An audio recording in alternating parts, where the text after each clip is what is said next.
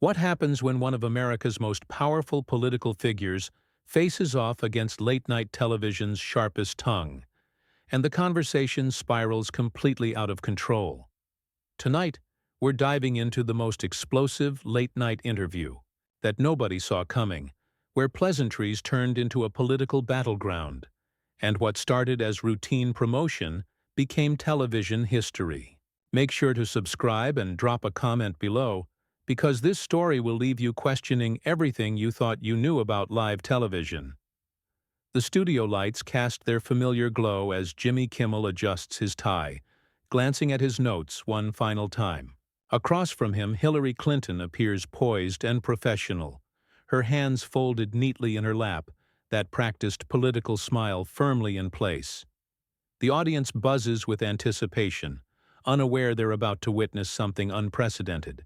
"So Hillary," Jimmy begins, his voice carrying its usual conversational tone, "you're here promoting your new podcast series about democracy and its challenges.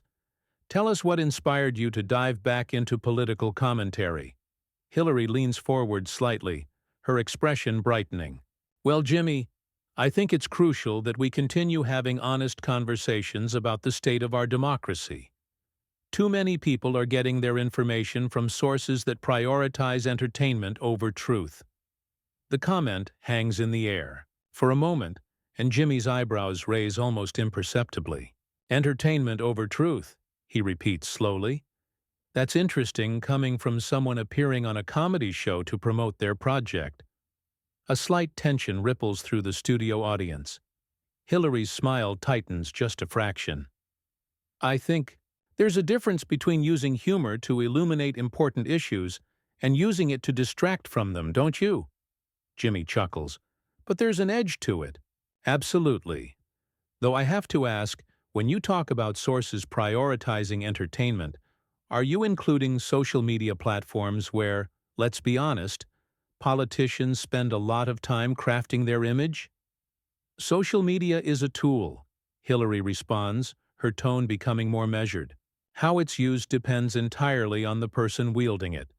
Some use it to spread conspiracy theories and division. Others use it to engage with constituents and share factual information." "Right, factual information," Jimmy nods, then pauses dramatically. "Speaking of facts, I'm curious about your perspective on something. You've been very vocal about misinformation and its impact on elections. But I'm wondering, do you think there's ever been a time when your own party, or even you personally, might have contributed to public confusion about certain issues?" The question lands like a stone in still water. Hillary's posture straightens, and for the first time her political mask slips just slightly. "I think that's a rather loaded question, Jimmy. Are you suggesting that holding people accountable for their actions is somehow equivalent to spreading lies?" "Not at all," Jimmy replies, his voice remaining calm but his eyes sharpening. "I'm just wondering if you see any irony in criticizing misinformation while simultaneously promoting narratives that, let's say, might not tell the complete story." The audience grows quieter, sensing the shift in atmosphere. Hillary's hands, previously folded calmly, now grip the armrests of her chair. "I'm not sure what you're implying, but I've always been committed to transparency and truth in public service." Jimmy leans back in his chair, a slight smile playing at the corners of his mouth. "Transparency, that's a great word. You know, I've always admired politicians who embrace real transparency, not just the kind that sounds good in sound bites." "And what exactly do you mean by that?" Hillary's voice carries a warning edge that veteran political observers would recognize immediately.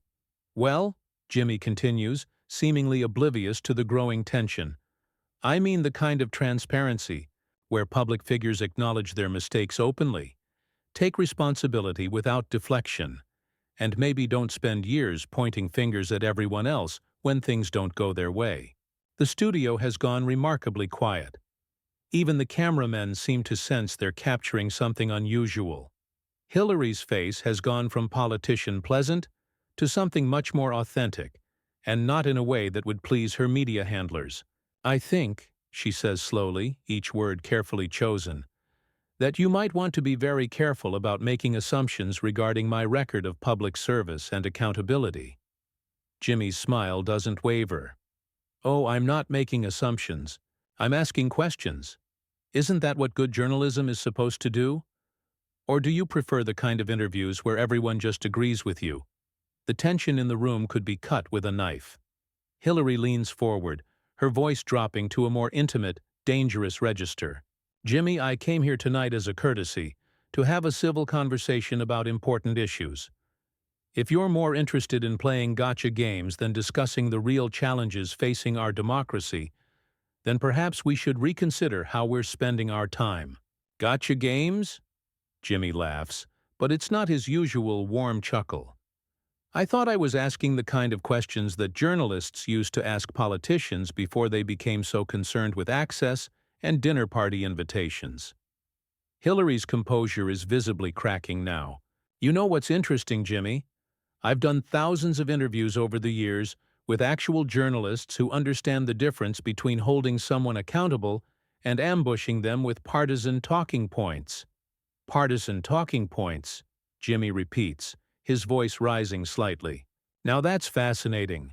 So asking about transparency and accountability is partisan now? I wonder what that says about your definition of objective journalism. The audience is completely silent now, watching this verbal tennis match unfold with the kind of horrified fascination usually reserved for traffic accidents. Hillary's media training is warring with her obvious frustration, and frustration appears to be winning. I think, she says, her voice tight with controlled anger, that you're confusing cynicism with insight and confrontation with courage.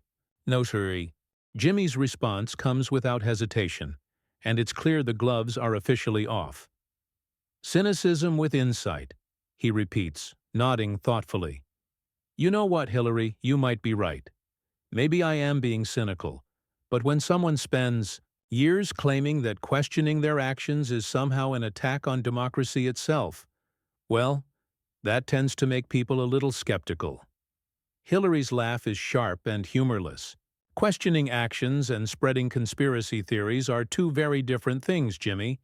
But I suppose when your show depends on getting viral clips, the distinction doesn't matter much. Viral clips, Jimmy says, his voice taking on a mock-serious tone. Right, because God forbid anyone actually remembers what politicians say on television. Should we all just pretend these conversations never happened once the cameras stop rolling? That's not what I said, and you know it. Hillary's voice is rising now, her carefully maintained composure finally beginning to crack in earnest. What I'm saying is that there's a responsibility that comes with having a platform, especially when you're interviewing people who've dedicated their lives to public service. Jimmy leans forward, his expression suddenly more serious than anyone in the audience has ever seen it. Public service, let's talk about that for a minute. Do you really believe that everyone who goes into politics is there to serve the public? Or do you think maybe, just maybe, some people are there to serve themselves? The question hits like a physical blow. Hillary's face flushes, and for a moment she looks genuinely taken aback. Are you seriously questioning my motives for entering public service? I'm not questioning anything, Jimmy replies evenly. I'm asking you to answer a simple question. Do you think all politicians are motivated by public service, or do some have other priorities? Hillary pauses, clearly recognizing the trap but unable to avoid it. Of course, not all politicians have pure motives. That's precisely why we need more accountability, more transparency, more honest conversations about what's happening in our government. Great, Jimmy says, his smile returning but with an edge that wasn't there before. So when you talk about accountability and transparency, does that include being accountable for decisions that might have cost lives? Does it include being transparent about emails that mysteriously disappeared? Does it include taking responsibility for campaign decisions that might have handed the presidency to someone you claimed was a threat to democracy? The studio goes dead silent. Hillary's face has gone from flushed to pale, and her hands are now visibly gripping the chair arms. I think, she says slowly, her voice barely controlled, that you're crossing a line from journalism into harassment. Harassment, Jimmy repeats, his tone incredulous. So asking tough questions is harassment. Now? Is that the new standard? Politicians only have to answer the questions they find comfortable? Tough questions are one thing, Hillary snaps, her composure finally shattering completely. Ambush interviews designed to create controversy are something else entirely. You invited me here under false pretenses. Jimmy's laugh is genuinely surprised. False pretenses? Hillary, this is a talk show. The pretense is that we talk. Did you expect me to send you the questions in advance with a list of approved responses? I expected basic professional courtesy, she fires back, her voice now carrying the full weight of her frustration.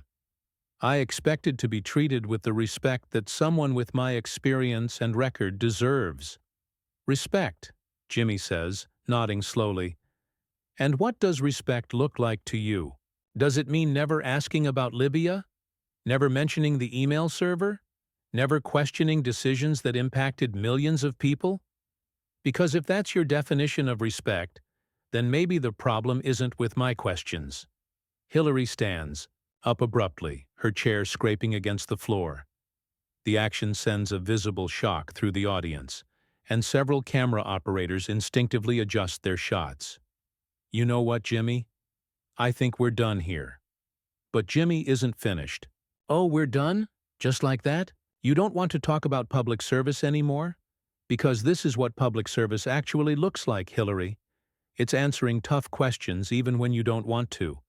It's being held accountable even when it's uncomfortable. Hillary freezes, halfway between standing and leaving. Her face is a mask of barely contained rage.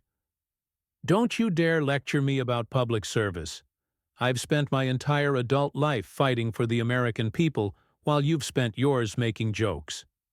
Making jokes, Jimmy repeats, his own anger finally beginning to show. Right, because comedy has no value in society. Because entertainers can't possibly understand real issues or ask legitimate questions. Tell me, Hillary, is that how you see everyone who isn't part of your political class? As lesser people whose opinions don't matter? That's not what I said, Hillary replies, but her voice lacks conviction. Isn't it, though? Jimmy presses. Because from where I'm standing, it seems like you think the only people qualified to question you are the ones who already agree with you. Everyone else is just spreading conspiracy theories or playing gotcha games. Hillary takes a step toward the desk, her eyes flashing with anger. You want to know what I think, Jimmy? I think you've confused being provocative with being profound. I think you've mistaken controversy for courage. And I think you're more interested in trending on social media than having a meaningful conversation. Jimmy stands up now too, matching her energy. And I think you've confused being powerful with being right. I think you've mistaken criticism for persecution. And I think you're more interested in controlling the narrative than confronting the truth. The two face each other across the desk, the tension so thick it's almost visible. The audience doesn't dare make a sound, sensing they're witnessing something that will be talked about for years to come. Hillary's voice drops to a whisper that somehow carries more menace than her earlier shouting. You have no idea what you're talking about. Jimmy's response is equally quiet, equally dangerous. Then enlighten me. Answer the questions. Show me where I'm wrong. Prove that all this anger isn't just because someone finally asked you something you couldn't spin. Hillary's eyes narrow to slits, and when she speaks, her voice carries decades of political battle scars. You want me to prove something to you? You think I owe you explanations? Jimmy, I've been fighting battles while you were still trying to figure out how to make people laugh at your amateur night routines. The personal attack lands hard, and Jimmy's face darkens. Amateur night, he repeats slowly. Right, because building a career from nothing, earning respect through actual work, that's amateur compared to writing political connections and family name recognition. The audience gasps audibly. This has crossed every line of television decorum, and everyone knows it.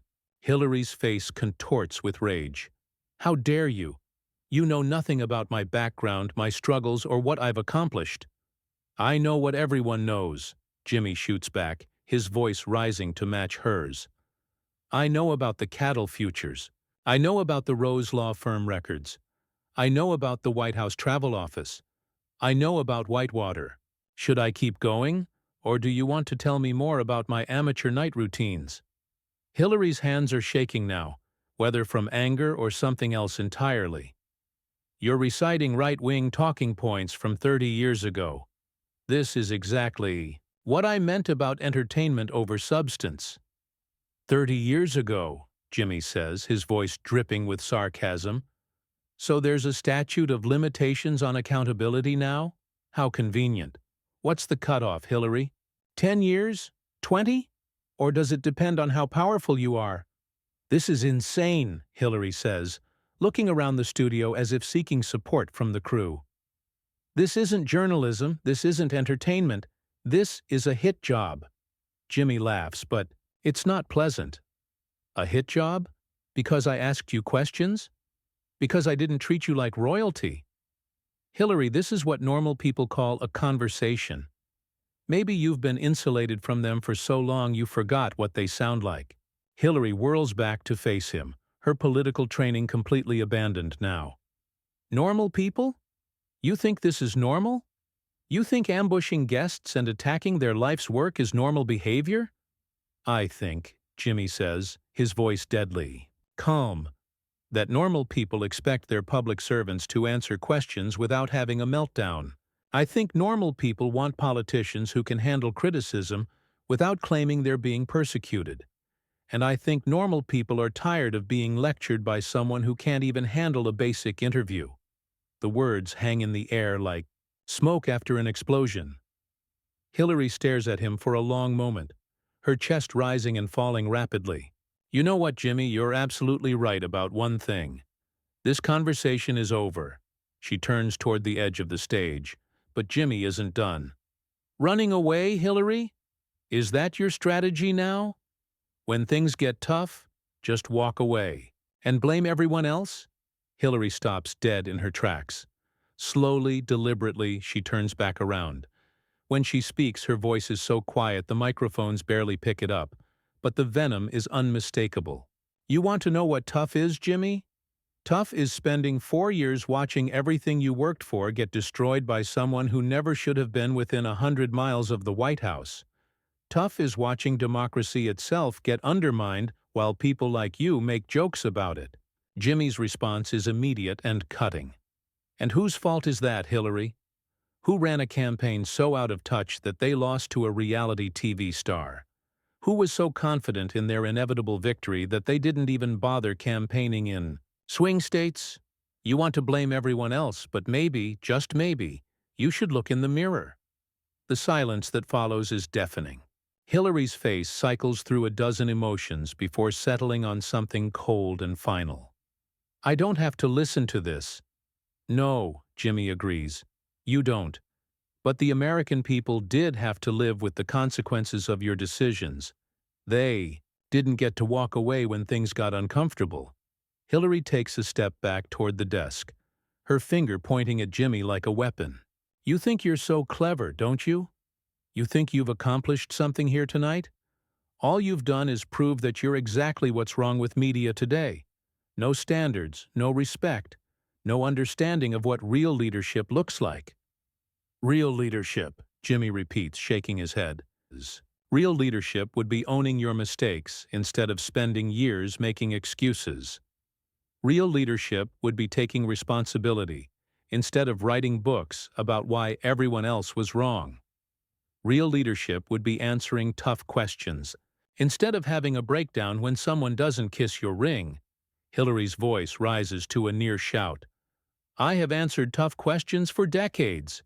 I have been investigated, interrogated, and attacked more than any politician in modern history. And yet, Jimmy says quietly, you still can't handle a simple conversation without losing your composure. What does that tell us about your fitness for leadership? The question is the final straw. Hillary's professional mask doesn't just slip, It shatters completely. My fitness for leadership? I was Secretary of State. I was a senator. I was First Lady. What have you ever done besides make people laugh? Jimmy's smile is sharp as a blade. I've never gotten Americans killed in Benghazi. I've never compromised national security with a private email server. I've never lost an election to someone I claimed was unfit for office. So yeah, maybe all I do is make people laugh, but at least I'm good at my job.